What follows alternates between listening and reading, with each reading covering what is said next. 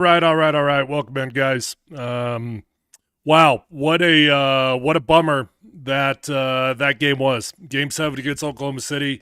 Did not see that coming, especially after the way that the game began. Nuggets started out on fire, quite frankly, and I felt like they had a really good chance. Look, my gut told me that the Nuggets had the veteran experience. My gut told me that Oklahoma City was probably a year or two removed from where they really think they are, meaning they probably had to get battle tested a little bit more. I thought the veteran presence on this Nuggets team was going to be enough to get them through this game 7, but I was wrong. I was. And it got out of control. Somehow forced myself to watch that entire game, even though we could have stopped at least 3 minutes into the second half. We all probably could have stopped, and I'm sure the majority of you guys actually did stop watching, because why would you suffer through that unless you had to talk about it for a living like I do? Bummer, man. So I'm not going to spend a lot of time breaking down the game, because what's the point? I did think the Nuggets had a great chance, and the shame of it is that if the Nuggets could have won that game, you look at it as, what next, man? It really cleared up for the Nuggets. They'd have to get past Minnesota, obviously, which they always struggle with. But I really thought the Nuggets had a chance of doing something special this year. The real question for me is, did David Adelman do enough to get the job? Takes over with 3 games left in the regular season after head coach Michael Malone is fired, after GM Calvin Booth is fired. Takes the Nuggets to a round 1 victory against the Clippers, and then makes it to game 7 against Oklahoma City. And I think if you would have asked people yesterday if David Adelman had done enough to get the job, they probably would have said yes. You ask people 10 minutes after that game, and you're going to get a bunch of people that are pissed off. They're going to say hell no. So, look, we'll dive into it. But before we do, need to take a quick second here, as always, to thank my title sponsor, Safeway. Safeway has been on board with Mount Polumbus Speaks, and I wouldn't have them if it weren't for you awesome people that pay attention to me and listen to Mount Polumbus Speaks. So make sure you get ready for Memorial Day weekend, which we know is right around the corner. Look, go over to Safeway. You're going to find everything you need for a fantastic Memorial Day weekend. You can fire up the grill with fresh T-bone steaks. They got sweet corn on the cob. Of course, they've got unbelievable fruit in store. Get yourself some juicy watermelon slices. They cut that fruit fresh in store every single day, and you can really taste the difference when you get that fruit cut fresh every single day, or just buy yourself a whole watermelon. Because you are going to have barbecue, you're probably going to need all of that. Get yourself started at with the Safeway app or at Safeway.com. Safeway, fresh foods and local flavors. Okay. So I tweeted it out. I said, did David Adelman do enough to get the Nuggets job? And I will fast forward to my opinion here. My opinion is he probably has. And I think that's going to be controversial. Feel free to chime in, by the way. Anybody watching, I really am interested in your guys' takes. If you think David Adelman should get the job for the Nuggets, send it in, whether you're watching on Twitter, whether you're watching on YouTube, wherever you're watching. Your comments will show up live on screen here, and I will react to them. And we can have an interactive experience here, because this is a little bit of a counseling session that we all get to go through together. And oh man, I do think he's done enough. But here's the thing. He's got a lot going against him just based off what the organization did. Okay? And what I mean by that is nothing that David Adelman has done, although we could question some lineup decisions, specifically in Game 7. We could question them. The biggest thing that David Adelman's got going against him is the fact that when you blow out a head coach and a GM, very, very unusual to promote from within. Why? Why? Because you're saying everything sucks. You're not keeping anybody. You're saying this thing is toxic. Like, we don't like anything that's going on in this building. We're punishing everybody. We're firing the head coach. We're firing the GM. And you know what? Everybody in the building, get yourself on notice because you might be next. That's the message that is being told when you fire a head coach and a GM. And that goes all the way down. Stuff rolls downhill. So it starts with the head coach and the GM, and then that trickles down to the assistant coaches, and they all start firing off text messages, and they all start calling their buddies. They say, hey, you got a job for me next year because I'm probably not going to be here with the Denver Nuggets. It also trickles down to the players, and it gets a little bit difficult in the NBA because these guys make so much money, and guys like Michael Porter Jr., as much as you'd love to trade him, I don't know how you do it. All the injuries that he's got, all the money that he's making, it almost feels like he's an untradeable commodity. But I digress. David Adelman's got a lot going against him because the Cronkies decided everything sucks. We are firing everybody and we're putting the whole damn building on notice. And when you do that, it's incredibly unusual to promote from within. Because if there was somebody capable within, you probably wouldn't have fired everybody anyways. You probably would have felt like you had a pretty healthy setup that was going on. But then Adelman takes over with 3 games left in the season, and boy, I guess you could call it a dead cat bounce. I don't think it was a dead cat bounce. I mean, I thought it was pretty legit. You got past round 1 against the Clippers. You made it to game 7 against the Oklahoma City Thunder, the best team in basketball. You're 1 game away from moving on. I'm not sure if that's a dead cat bounce. And David Adelman really, really impressed me. But it's going to be a really important offseason. And my gut tells me that although I do think David Adelman's done enough to earn the job, the Nuggets are going to open this thing up. They're going to open it up big time. It's been a while. Michael Malone is one of the longest tenured coaches in the NBA. It's been a long time since they've really looked outside the building, and they're probably going to open this thing up to everybody. They're going to go on a nationwide manhunt. They're going to go searching for the best candidates, both at GM and at the head coach position. You just fired the greatest coach in franchise history in Michael Malone. And that's a lot of pressure. You never really want to be the guy that you don't want to be the guy that fills the job right after the guy left. You want to be the second guy after the dude gets fired. The third guy, I should say. You want to be the third guy after the second guy gets fired. Nuggets are going to open up this search wide. And they might bring in outside help. I don't know. Oftentimes you do. You bring in outside help to bring you the best candidates. But Adelman did more than anybody thought he was going to do. And he's just a good dude, man. David Adelman is a good dude. He is a positive son of a gun. He never bitches. He never moans. He never complains, unless it's about the referees, and that's warranted. David Adelman is liked by the players. David Adelman has got the respect of the players. And my gut tells me that if Stan and Josh Kroenke went to the greatest player in the world, that's not SGA, by the way, even though he's going to win the stupid MVP. The greatest player in the world is Nikola Jokic. When Stan and Josh Kroenke go to Nikola Jokic, they say, hey, what do you think? Do you like David Adelman? He's going to say, I love David Adelman. He's going to say, I love the way that this dude has empowered the players. He's going to say, I love the way that this guy goes about his timeouts and we go around the horn and everybody speaks their mind. And he's empowered these players to make it a player-led team. More so than Michael Malone did, and I'm a Michael Malone fan. I am. I was really, really surprised when Malone got fired. Really surprised. I put it out on Twitter that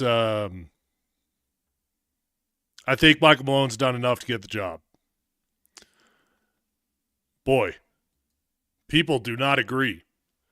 And seriously, my gut tells me that if I would have tweeted this yesterday, it would have been 99% in support of David Adelman getting the job. But because I tweeted it 10 minutes after they lost Game 7 in a very embarrassing fashion, everybody's got strong opinions on it. I mean, I'll just read you some of the responses. Actually, you know what? Maybe, if I'm smart enough, I can share my screen. Let me do that. Let me see if I can share my screen. Hold on. What do I do here? I know how to do this. Stop being an idiot. Stop being an idiot. Desktop. Okay. Let me get rid of some of this junk. Put it on my other screen. Here we go. You always got to be careful when you share your screen. Make sure what tabs you got open. You don't want to see the internet seeing your dirty secrets, do you? Look, let's just go through some of these. All right, first one says, I agree with you. Hell no. Third one, nope, he blew it with his substitutions. Okay, maybe he blew it with his substitutions, but I'd say he won Game 6 based off his substitutions. Game 6, he went with the young guns. Game 6, he went with Julian Strawther. Julian Strawther showed up, showed out, and when Julian Strawther was hot, you know what he did?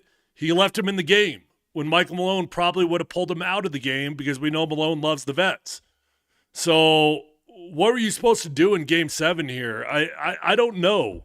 I mean, Aaron Gordon is freaking banged up, and he was balling in the first, man. Aaron Gordon was balling. You got to give that dude a lot of credit. He was gutting out that hamstring injury. Michael Porter Jr., look, I don't know how much of it is the shoulder and how much of it is just up here, but whatever it is, it's a lot. Whatever it is, it was enough that Michael Porter Jr., for the most part of the... I'm promoting Ascend Barbershop, and Ascend Barbershop, they're my guys, but they no longer pay to sponsor this podcast. Hold on 1 second. Let me fix this. I can do this. I can do this.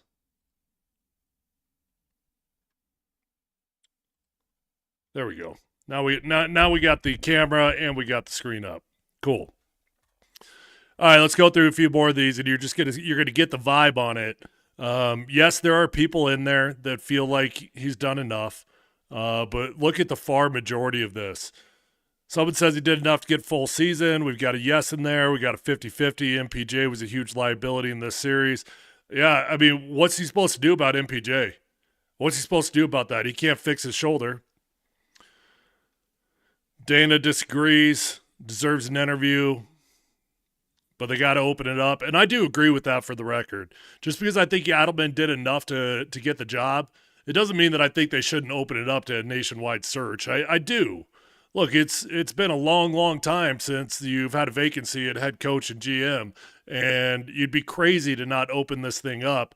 But Adelman should be the leader in the clubhouse, in my opinion. No shot in hell. Was he good? Sure. He wasn't great. Made many mistakes. Nope. Consideration? Sure. Hell no. Give me an example of any coach hired after they step in that turns out to be successful. And that goes to my point at the beginning of the podcast. The biggest thing going against Adelman right now is the fact that the GM and the head coach got fired. If it was just Michael Malone that got fired and they kept the GM, Adelman would have a far greater chance of getting this job. Hell nah, biggest gripe people had in Malone era were minutes. Adelman was in charge of that. If he's been on the team for 8 years, is the offense going to suddenly unlock something? Hey, offense ain't the problem, buddy. I'm sorry, but if you think the offense for the Denver Nuggets is the problem on this team, I'm not sure what you're watching. I don't. All he did was calm the stress. He didn't win any games due to outcoaching other teams. I don't think we can discount the fact that how much he did actually calm the stress. I mean, I think that's a big deal. That's leadership. That's coaching. That's a huge part of coaching. Can you handle the stress? Can you coach these guys up when everything is toxic, when everything is bad? Send in your thoughts. I'd love to see them. Send in your chat wherever you're watching on Twitter, whether you're watching on Twitter, whether you're watching on YouTube. They'll pop up live on screen here. Maybe, but you can't commit to a coach before hiring a GM. I don't know about that. I think you're probably right with a guy like David Adelman because he's not like a big name. He's not like in a coaching circle. He's not a Mike Shanahan or a Bill Belichick or something like that. You're probably right that they do need to hire the GM, but I don't think that's always true. They don't always need to hire the GM before they hire the head coach. A lot of times you hire the head coach and then you figure out the GM that's going to work best with that head coach. Nope, need a defensive-minded coach. I can't argue with you. Transition defense was bad, but it's an offensive league, dude. Just look across the league. Look across the playoffs, man. 120, 130 points left and right everywhere you go. You know what? I guess he's got more support on here than what I originally thought. Now that I'm actually going through this thing, there are a lot of people, absolutely. Michael says, I think he stays. I believe the Cronkies like him. And that's another thing. Don't discount. The Cronkies are pretty damn loyal. So if they like you, they are not in a rush to get rid of you. Finally agree on something. I'm glad you can finally agree with something on me, Ed. Absolutely not. Yes. I mean, look, it goes on and on. I'm not pretending to be the world's biggest basketball expert here. But I do know leadership and I do know coaching. I know that.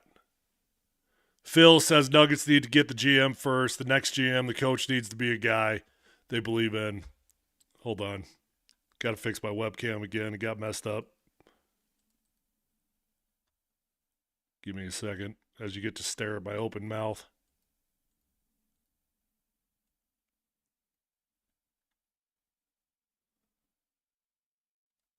There we go. I'm not going to try to break down the X's and O's. I probably know more about basketball than a lot of people, but I'm not the world's biggest basketball expert on our show. That comes from Scott Hastings. Scott knows the X's and O's, but I'll tell you this, Scott respects David Adelman. Scott likes David Adelman a lot. Scott thinks he's probably done enough. I think D-Mac thinks he's probably done enough. I think he's done enough. I know groupthink is dangerous, so I don't know what that means other than the fact that for once we're all in agreement on something. But I do know, I might not know the X's and O's as well as some other folks, but I do know leadership, and I do know player empowerment, and I do know how to read a room, and I could read that bench, and that bench likes David Adelman.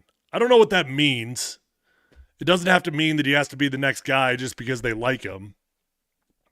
I'm not trying to imply that, but you could tell that they like the dude. They would enjoy showing up for work. You could tell he's got their respect. And I think getting to Game 7 against Oklahoma City is a big deal. It would have been awesome if you beat them. But just getting to Game 7 was a freaking big-ass deal. Oklahoma City was the best team in basketball. Most people had Oklahoma City beating the Nuggets in 5. And some people had the Nuggets getting swept by Oklahoma City. I mean, this was a darn near miraculous job that you could argue, well, it wasn't because of David Adelman, it was because of what Nikola Jokic did. But getting past round 1 against a pretty damn good Clippers team, getting to Game 7 against Oklahoma City, that's not nothing, folks. It's not nothing. So I'll put it this way, man. Am I going to die on the hill that David Adelman has to be the next head coach of the Denver Nuggets? No, I'm not going to die on that hill because I think they'd be foolish to not open this thing up wide. But I think David Adelman starts at the top, and I think it's going to have to take a really, really strong candidate. It's going to take a really cohesive environment between that GM and that head coach because that was the one thing that was missing with Michael Malone and Calvin Booth. That was toxic, man. Those two guys did not like each other. Those two guys did not play nice with one another. Those two guys did not have the same vision for the basketball team. So it's going to take a really impressive, cohesive Like it's almost got to be a duo. Like you've almost got to find a more impressive duo out there between the GM and the head coach to surpass what David Adelman has already done. Because it's not the biggest sample size in the world, but I'd say it's a decent sample size. The playoffs feel like an eternity. I don't know how many games David Adelman actually coached. 14 in the playoffs, 3. Okay, so I think he coached 17 games. Maybe I do. Maybe I do know. I think he coached 17 games for the Nuggets. And the season's a whole lot longer than that, so I'm not acting like it's the biggest sample size in the world. But I think it's a reasonable sample size to figure out whether David Adelman did anything different than Michael Malone would have done. And I think he did. I think David Adelman did some things much different than Michael Malone would have done, specifically in Game 6, in trusting Julian Strawther, letting Payton Watson go out there and run, and then keeping Julian Strawther on the court once he got hot rather than just going back to the starters at the beginning of the fourth. He proved to be his own man, but the bench was always limited anyways, so there was only so much he could do. The reason why Calvin Booth got fired is because the bench was not good enough. Plain and simple. GMs get fired when the roster isn't good enough, and this roster was not good enough coming off the bench. So there's only so much Adelman could do. Bummer, man. Bummer. Was really hoping the Nuggets would take us deep into the summer here. We'll break it all down on PhD, Polumbus Station's DMAC tomorrow on Altitude 92.5, 12 to 3 p.m. Make sure you tune in. Appreciate you guys hanging out with me tonight. I got to go watch Last of Us now. It's Sunday night. It's 8 o'clock. I got to go turn that on. Hope you guys enjoy the rest of your Sunday evening here and appreciate you guys tuning in. If you have not subscribed to Mount Polumbus Speaks, I know the majority of you guys watch on Twitter. Hit that link in my bio on Twitter. Go on over to YouTube and hit subscribe because that's where my content lives. It all lives on YouTube, and I do put out content that is unique only to YouTube. So make sure you go hit subscribe so you don't miss out on any of my content. Again, thank you to Safeway. Make sure you guys get set up for all your Memorial Day needs by heading on over to Safeway. They've got all the grill and fixins. They got the T-bone steaks. They got the juicy watermelons. They got the sweet corn on the cob. Get started at Safeway.com or in the Safeway app. All right, Mount Polumbus Speaks. We'll be back in a